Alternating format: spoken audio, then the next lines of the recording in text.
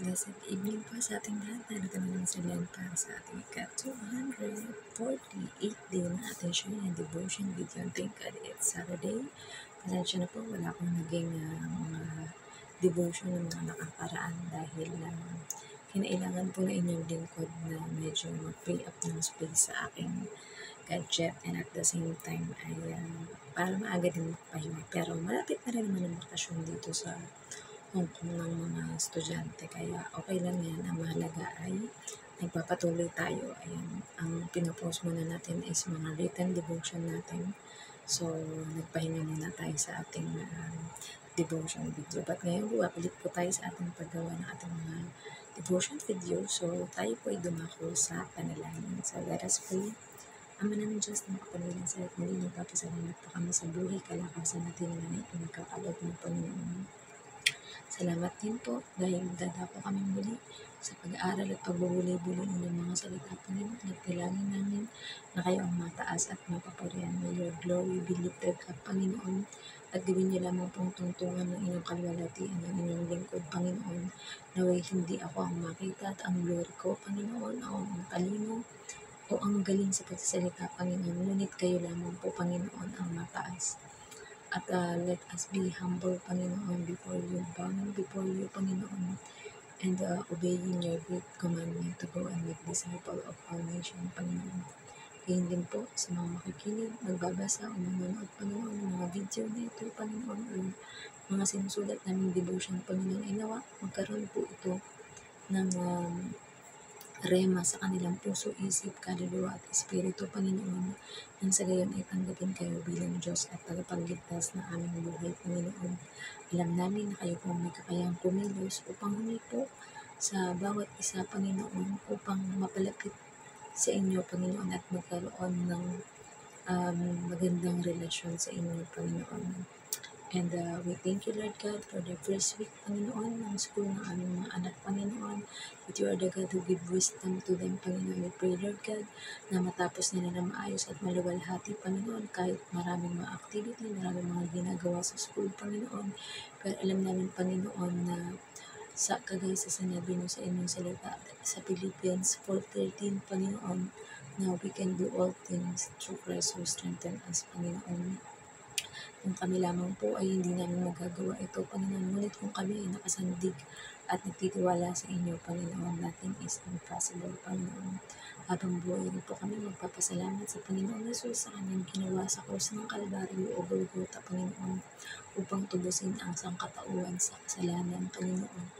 At kami ay mamuhay ng may kapayapaan at gayon din ay isa pamuhay namin ang kagaya ng mga katangian ng inyong buktong na anak, Panginoon.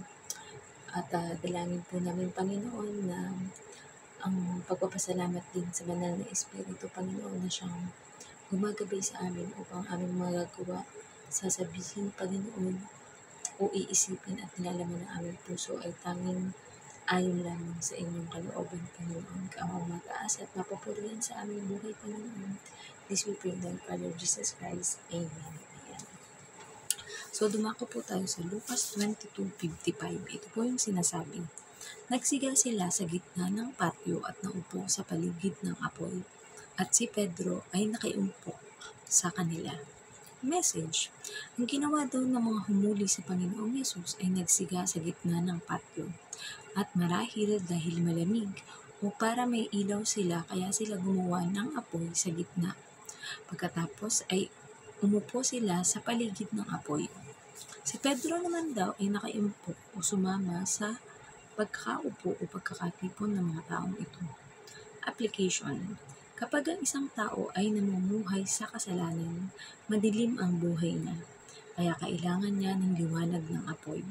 At ganoon ang kalagayan ng mga taong humuli sa Panginoon at maging kay Pedro din ng mga oras na iyon. Kaya nga ang Panginoong Yesus ang daan, ang katotohanan at ang buhay. At siya din ang magbibigay ng liwanag sa madilim na buhay ng sinumang tatanggap sa Kanya. Maaaring sabihin ng tao na mahirap maging ilaw sa madilim na mundong ito. Yun ay kung umaasa sila sa sarili nilang magagawa. Pero kung sa Diyos ka aasa at magtitiwala, ay magagawa mo kahit ang mga imposibleng bagay o gawain, na kahit hulihin ka man, pahirapan o magdanas ng matinding sakit, naniniwala ka na kasama mo lagi ang Diyos, na siyang mag-iingat at magpapaliwanag ng iyong ilaw. So, purihin ang pagkabasa ng mabuting balita ng ating Panginoong Diyos. Ayan, di ba? So, yun na nga, di ba mahilig kasi, usually, syempre kami simula since elementary, ayan, mahilig kami mag-camping sa school namin noon. Kumbaga, usually may mga activity kami na mag-overnight kami sa school. So, ang ginagawa namin, gumagawa kami ng bonfire. So, malamang ito rin yung ibig sabihin ng ginawang apoy o nagsiga ng mga humuli sa ating Panginoong Yesus, dahil during that time naman wala pang electricity, hindi kagaya sa atin ngayon na pagbukas mo ng switch may ilaw na agad, di ba? Yun, kailangan talaga nila either gagamit sila ng mga lampara or meron silang tinatawag na sulo, di ba, yung ginagamit sa Olympic na may apoy, tapos yun yung gagamitin nila as sulo or ilaw, di ba? Meron din namang iba na parang yun nga, kagaya pag nagka-camping na gumagawa ng bonfire or siga sa gitna ng paligid, tapos doon sila magpapainit or doon sila magluluto ng mga binabarbecue nila ng mga food or pagkain, di ba? So, ganun din. Pero, ang tinutukoy din na apoy dito is yung liwanag ng ating Panginoong Jesus, di ba? Sabi nga, nung likhain ang mundo ng ating Diyos Ama, ang mundo ay walang kulay, ito ay puno ng dilim. Diba? Pero nung sinabi ng ating Panginoong Diyos Ama na let there be light, ayan, syempre ang light ay walang iba kundi ang ating Panginoong Jesus, na sa pagkakasabi na ganoon ay nariyan na rin at kasama rin ang ating Panginoong Jesus, diba? So yun, kung umaasa tayo sa sarili nating kakayahan or sarili nating will ang sinusunod natin, tayo ay nasa kadiliman, kasi kapag sarili mo ang sinusunod mo, or yung kadiliman ang sinusunod mo, it will cause you into distraction, di ba? Dahil, yun, simulan na